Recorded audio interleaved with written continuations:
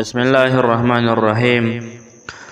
الحمدلله د الله رب العالمین نه دعا ده چې په صحت بروغ جوړي د الله تعالی په پاکو ښایسته نومونو کې ډېر زیات خیر او برکت پروت دی او واقعي چې الله تعالی په دې خپل نومونو کې ډېر زیات عجیبه چې کوم دی هغه فضیلتونه یې ښودي دي خو چې بنده رافاسي او د دغه نومونو اذکار وکړي نو د انسان ته به ډېرې زیاتې پیدې ورورسي.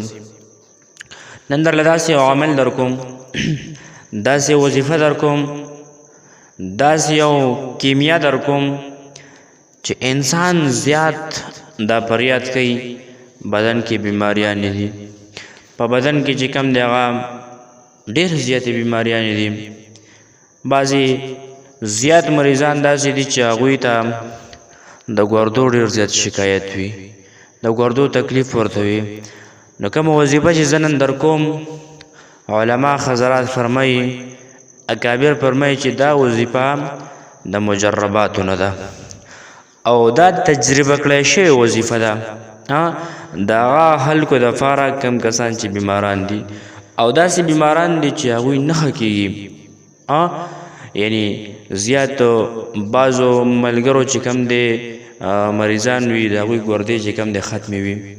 نو انشاءالله تعالی وظیفه وکړه، الله تعالی به د دې وظیفې په برکت سره د خرابې ګردې ستا الله تعالی چې کم دی ریفیر کړي، بلکل به روغې درله کړي.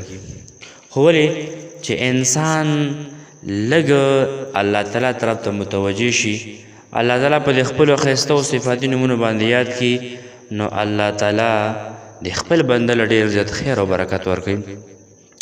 نو راځو د وظیفې طرف ته.